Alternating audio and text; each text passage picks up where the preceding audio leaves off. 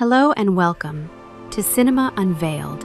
कहानी की शुरुआत में हम एक खूबसूरत महिला को देखते हैं जिसका नाम एलिस है और उसकी उम्र 40 साल है। एलिस पिछले 8 सालों से पेरिस की एक फैशन मैगजीन के लिए काम कर रही है। वो अपने करियर में आगे बढ़ने के लिए पूरी तरह से समर्पित है, लेकिन उसका कड़वा स्वभाव और ओल्ड फैशन होना उसकी तरक्की में बाधा सा बन गया है, जिसके कारण पिछले 4 सालों में उसका प्रमोशन नहीं हो पाया है। एलिस का अपने पति से डिवोर्स हो चुका है और वो अपनी छोटी बेटी के साथ रहती है, लेकिन एलिस काम की वजह से अपनी बेटी को ज्यादा समय नहीं दे पाती। वो काम में जाने से पहले अपनी बेटी को अपनी बहन के घर छोड़कर जाती है। एलिस अपनी जिंदगी में बहुत अकेली है और उसे खुद के लिए भी समय नहीं मिलता।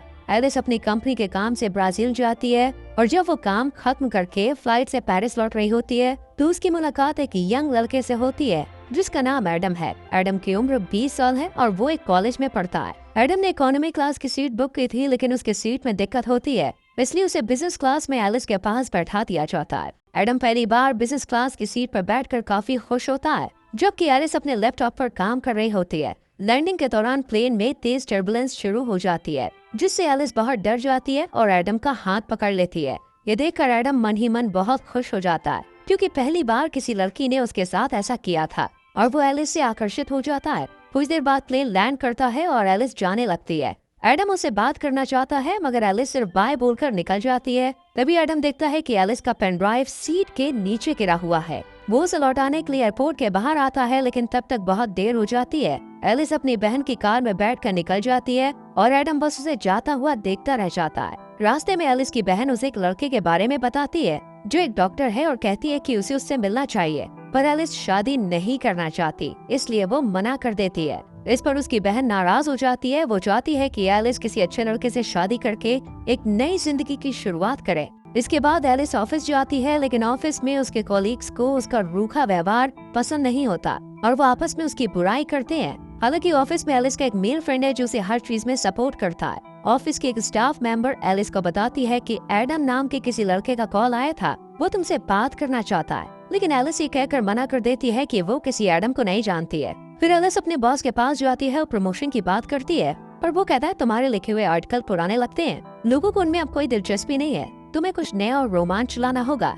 अगर ऐसे ही चलता रहा तो मुझे तुम्हें नौकरी से निकालना पड़ेगा। ये सुनकर एलिस आज देर रात तक ऑफिस में काम करती है और सोचती है कि वो कुछ नया और रोमांच कैसे ला सकती है। तभी उसके पास वही स्टाफ मेंबर का नोट मिलता है जिसमें लिखा होता है कि वो लड़का पेन ड्राइव की बात कर रहा था। एलिस को याद आता है कि उसने गलती से पेन ड्राइव प्लेन के अंदर गिरा दी थी। वो तुरंत एडम को कॉल करती है और कहती है कि तुम कहाँ हो, मुझे पेन ड्राइव चाहिए, वो बहुत जरूरी है। एडम उस समय अपने दोस्तों के साथ एक बार में होता है जहाँ वो एलिस को आने के लिए कहता है। जब एलिस बार के बाहर पहुँचती है तो एडम उसे अंदर ले जाता है और अपने दोस्तों से मिलवाता है। वो एलिस के ऑफिस की 2 लड़कियां भी होती हैं जो एलिस को एडम के साथ देखकर हैरान हो जाती है। एलिस को पेन ड्राइव लेकर जल्दी निकलना होता है, इसलिए वो एडम से पेन ड्राइव मांगती है। इस पर एडम कहता है कि पेन ड्राइव मेरे घर पर है, इसलिए हमें वहाँ जाना होगा। वो दोनों बाहर आते हैं और एडम उसे अपने स्कूटर पर बैठने को कहता है। एलिस पहली बार स्कूटर पर बैठ रही होती है, इसलिए वो थोड़ा हिचकिचाती है। एडम उसे हेलमेट पहनने को देता है। जब एलिस उसे ठीक से पहन नहीं पाती तो एडम उसकी मदद करता है। तभी एलिस के ऑफिस की वही दोनों लड़कियाँ उन्हें एक ऐसे एंगल से देखती हैं जिससे लगता है कि जैसे वो दोनों किस कर रहे हैं। वो चुपके से उसकी फोटो क्लिक कर लेती है और उसे ऑनलाइन पोस्ट कर देती है। एडम एलिस को अपने घर लाता है जहां उसके डैड भी मौजूद होते हैं। एडम जानबूझकर पेन ड्राइव देने में देरी करता है ताकि वो एलिस से थोड़ी देर और बात कर सके, पर जब वो एलिस को पेन ड्राइव देता है और वो घर से निकलती है तो एडम कहता है कि क्या मैं तुम्हें स्कूटर से छोड़ दूं? इस पर एलिस कहती है मैं कैब से चली जाऊंगी। फिर एडम कहता है क्या हम कभी बाहर कॉफी पीने चल सकते हैं? इस पर एलिस कुछ नहीं कहती, मुस्कुराती है और थैंक यू कहकर चली जाती है। अगले दिन जब एलिस ऑफिस जाती है तो सब लोग उसे अजीब निगाहों से देख रहे होते हैं। एलिस कुछ समझ नहीं पाती, तभी उसकी एक कॉलीग उसे और एडम की फोटो दिखाते हुए कहती है कि तुम दोनों की ये फोटो किसी ने ऑनलाइन डाल दी है और सबको लग रहा है कि वो और एडम किस कर रहे थे। पर एलिस जानती है कि ये सिर्फ एक गलतफहमी है, ऐसा कुछ नहीं हुआ था। लेकिन उसका बॉस ये देखकर बहुत खुश होता है। वो कहता है मुझे तुम्हारा ये नया लुक बहुत पसंद आया। एलिस कहती है ऐसा कुछ नहीं है, पर बॉस कहता है हमें तो यही चाहिए। वो लड़का तुमसे उम्र में काफी छोटा है, ये बहुत कूल लगेगा। बॉस को लगता है कि मैगजीन युवाओं को टारगेट करती है और अगर एलिस एक जवान लड़के के साथ रिलेशनशिप में है तो वो युवा पीढ़ी की सोच को बेहतर समझ पाएगी। वो कहता है तुम इसमें लगी रहो, ऐसा करने से हमारी मैगजीन बिकेगी, क्योंकि लोगों को मिर्च मसाला चाहिए होता है। पर एलिस अपने से कम उम्र के लड़के को डेट नहीं करना चाहती है। वो अपने दोस्त से इस बारे में बात करती है, जो उसे सलाह देता है कि उसे बस दुनिया को दिखाने के लिए एडम को डेट करना चाहिए। वो कहता है अगर तुम्हारा बॉस ये देखेगा तो वो तुमसे खुश होकर तुमको प्रमोशन दे सकता है। पर किसी की भावनाओं से खेलना और झूठ बोलना सही नहीं था, लेकिन एलिस के दिमाग में सिर्फ प्रमोशन की धुन सवार थी। इसलिए वो ज्यादा ना सोचते हुए अपने करियर को आगे बढ़ाने के लिए एडम का फायदा उठाने का फैसला कर लेती है। अगले दिन एलिस एडम से मिलती है, वो भी बिल्कुल नए लुक में। उसे देखकर एडम उस पर से अपनी नजरें नहीं हटा पाता। एलिस उसके साथ फ्लर्ट करने लगती है और वो दोनों बातें करने लगते हैं। एडम को यकीन ही नहीं होता कि वो एलिस के साथ है। रात में एलिस एडम को अपने एक दोस्त के शो में ले जाती है। वहाँ एलिस जानबूझकर सबको दिखाने की कोशिश करती है कि वो अपने से 20 साल छोटे लड़के को डेट कर रही है। वहीं उसका दोस्त जो उस शो का होस्ट होता है, जब एलिस के पास आता है और उसे जानबूझकर छूने लगता है तो एडम को ये अच्छा नहीं लगता। वो उस दोस्त के शो का मजाक उड़ाने लगता है। एलिस भी उसकी बातों पर हंसने लगती है। इससे एलिस का दोस्त अपमानित होकर वहाँ से चला जाता है। इसके बाद एलिस और एडम आपस में बात करते हैं। एडम कहता है कि मैंने कभी नहीं सोचा था कि मैं तुमसे इस तरह मिलूंगा और हम साथ में यूं घूमेंगे। एडम को पता होता है कि एलिस का तलाक हो चुका है और उसकी एक बेटी भी है, लेकिन इससे उसे कोई फर्क नहीं पड़ता। एलिस कहती है हमें एक दूसरे को बेहतर समझने की जरूरत है। तभी एलिस के पास उसकी बहन का कॉल आता है। वो कहती है कि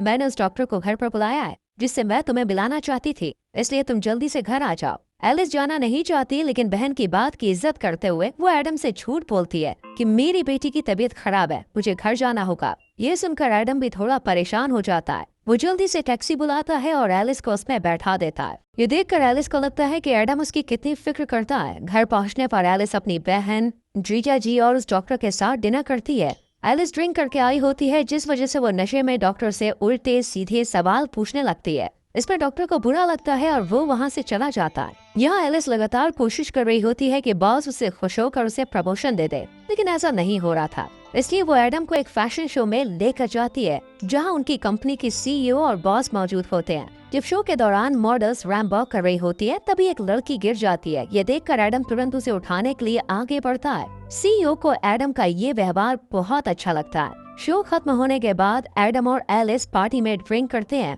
और डांस करने लगते हैं। डांस करते वक्त वो दोनों बहुत करीब आ जाते हैं, लेकिन कुछ होने से पहले ही एलिस देखती है कि कुछ लड़कियां उनकी तस्वीरें क्लिक कर रही है। ये देखकर एलिस तुरंत एडम का हाथ पकड़कर उसे बाहर ले आती है। एडम एलिस को अपनी स्कूटर में बैठाकर उसके घर तक छोड़ देता है। यहाँ एक ऐसा मोमेंट आता है जहाँ एडम एलिस को किस करने वाला होता है, पर एलिस पीछे हट जाती है और चुपचाप घर के अंदर चली जाती है। लेकिन एडम को लगता है कि इसने एलिस के करीब आने का मौका मिस कर दिया, इसलिए वो एलिस के घर जाता है, जहाँ उसे पता चलता है कि उसकी बेटी अपनी मौसी के घर पर है। तब एडम एलिस को किस कर लेता है। एलिस खुद को रोक नहीं पाती और दोनों इंटीमेट हो जाते हैं। अगली सुबह एलिस को पिछली रात की घटना के लिए बहुत बुरा लगता है। वो एडम से कहती है कि वो घर से चला जाए, लेकिन बाहर तेज बारिश हो रही होती है, इसलिए बारिश रुकने तक एडम घर में रुक जाता है। तभी एलिस की बहन और बेटी घर लौट आती है। एलिस उनसे कहती है कि एडम उसका कॉलीग है। वो एडम के हाथ में कुछ फाइल्स दे देती है और एडम वहाँ से जाने लगता है। पर जैसे ही वो दरवाजे से बाहर जाता है, एलिस उसे रोककर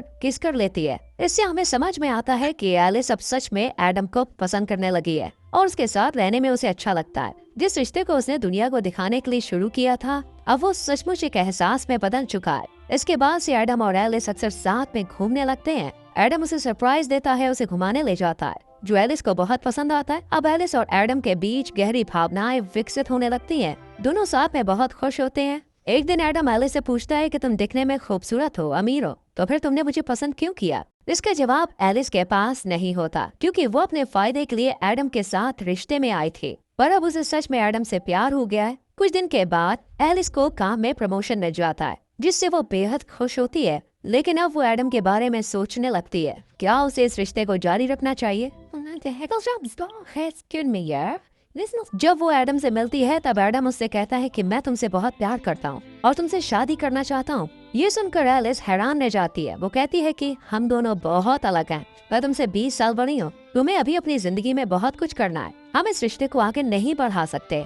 एलिस कहती है, मैं तुमसे प्यार करती हूँ, पर मेरी जिंदगी में बहुत सारी जिम्मेदारियाँ हैं। मेरी बेटी है, मेरा काम है, ऐसे में हम साथ नहीं रह सकते। लोग हमारे रिश्ते को लेकर क्या कहेंगे? वो कहती है, शायद यही बेहतर होगा कि हम यहीं पर रुक जाएं। लेकिन एडम उसकी बातों को नहीं मानता। फिर भी एलिस वहाँ से चली जाती है। एलिस जानती है कि उसने एडम को पहले सिर्फ प्रमोशन के लिए इस्तेमाल किया था, लेकिन अब उसे भी उससे सच में प्यार हो गया है और वो उसके साथ रहना चाहती है। फिर भी अपनी जिम्मेदारियों और समाज के डर के कारण वो एडम से दूर हो जाती है। एलिस एडम से दूर होकर बहुत अकेला और तन्हा महसूस कर रही होती है। उसके लिए एडम को बुलाना काफी मुश्किल हो रहा था। वहीं एडम का भी यही हाल था। वो अपने दुख को अपने पिता से साझा करता है। उसके पिता उसे समझाते हैं और कहते हैं, जब मैं तुम्हारी उम्र का था तब मुझे भी प्यार हुआ था। ये सब चलता रहता है, तुम्हें अपनी जिंदगी में आगे बढ़ना होगा। कुछ दिन बाद एलिस के ऑफिस में सीईओ खुद मैगजीन का कवर फोटो देखने आती है, लेकिन उन्हें कवर फोटो पसंद नहीं आती। वो मेल मॉडल की जगह किसी नए और अनदेखे चेहरे की तलाश में होती है। तभी उनकी नजर एलिस के लैपटॉप स्क्रीन पर पड़ती है, जिसका वॉलपेपर एडम की तस्वीर होती है। उसे देखकर सीईओ को याद आता है कि ये वही लड़का है जिसने फैशन शो में रैम वॉक के दौरान गिरी हुई लड़की को उठाया था। वो चाहती है कि एडम उनके मैगजीन का नया मॉडल बने। ये सुनकर एलिस को अच्छा नहीं लगता। वो नहीं चाहती कि वो फिर से एडम से मिले, लेकिन अपने बॉस के कहने पर उनकी बात उसे माननी पड़ती है। एलिस एडम को कॉल और मैसेज करती है और एडम एक टूटे हुए आशिक की तरह घर में बैठकर ड्रिंक कर रहा होता है। वो एलिस के कॉल और मैसेज का गुस्से में जवाब नहीं देता। अब एलिस खुद उसके घर जाती है और उसे अपने साथ बाहर लेकर आती है। एडम को लगता है कि अब एलिस फिर से उसके साथ रिश्ता शुरू करना चाहती है, लेकिन एलिस उसे बताती है कि तुम्हें मैगजीन के लिए मॉडल बनना होगा, तुम्हें खूबसूरत लड़कियों के साथ काम करने का मौका मिलेगा और इसके लिए तुम्हें पैसे भी मिलेंगे। ये सुनकर एडम गुस्से में आ जाता है। उसे समझ में आ जाता है कि एलिस अपने काम के लिए उसके पास आई है। वो कहता है, मैं अब तुमसे मिलना नहीं चाहता, अच्छा होगा हम कभी न मिलें, और वो गुस्से में वहाँ से चला जाता है। जिस दिन एडम को फोटो शूट होना होता है, सभी एडम के आने का इंतजार कर रहे होते हैं। एलिस को डर लगता है कि अगर एडम नहीं आया तो उसे नौकरी से निकाल दिया जाएगा। तभी एडम वहाँ पे आ जाता है क्योंकि वो अभी एलिस से प्यार करता है। उसे मेकअप रूम में ले जाया जाता है जहाँ उसका लुक तैयार किया जा रहा होता है। तभी उसके पास एलिस का दोस्त आता है और एडम से माफी मांगता है। वो कहता है कि मैंने ही एलिस को सलाह दी थी कि वो तुम्हारे साथ झूठा रिश्ता बनाए ताकि उसे प्रमोशन मिल सके। ये सुनकर एडम को बहुत दुख होता है कि एलिस का प्यार एक नाटक था। वो बाहर आता है और सबके सामने एलिस को किस कर लेता है। फिर एडम अपना फोटो शूट करवाता है, लेकिन ये सब उसके लिए नया अनुभव होता है। वो अच्छे से पोज नहीं दे पा रहा होता है और फोटोग्राफर को बार बार उसे निर्देश देने पड़ते हैं, जिससे एडम चिढ़ जाता है और वहाँ से जाने लगता है। तभी एलिस उसे समझाने के लिए आती है, पर एडम उस पर गुस्सा करता है और कहता है, मैंने तुमसे दिल से प्यार किया और तुमने अपने फायदे के लिए मेरा इस्तेमाल किया। फिर एडम दुखी होकर वहाँ से चला जाता है, जिससे एलिस को भी बहुत बुरा लगता है। उसका बॉस भी उसे नौकरी से निकाल देता है। अब वो पूरी तरह से अकेली पड़ जाती है। वो एडम को भूल नहीं पा रही होती है और उसकी यादें उसे हर पल सताती रहती है। एलिस को एहसास होता है कि उसके लिए करियर से ज्यादा जरूरी वो इंसान है जिससे वो प्यार करती है। इसलिए एलिस एडम के कॉलेज जाती है और सबके सामने कहती है, मैंने अपने भविष्य को लेकर सोचना छोड़ दिया है और मुझे फर्क नहीं पड़ता कि समाज हमारे बारे में सोचेगा। अब मैं सिर्फ तुम्हें चाहती हूँ, मैं तुमसे प्यार करती हूँ और तुम्हारे साथ रहना चाहती हूँ। वो एडम से माफी मांगती है। एडम उससे अभी प्यार करता है। वो उसे किस कर लेता है और माफ कर देता है। इसके बाद से दोनों साथ में हंसी खुशी रहने लगते हैं और इसी के साथ मूवी खत्म हो जाती है।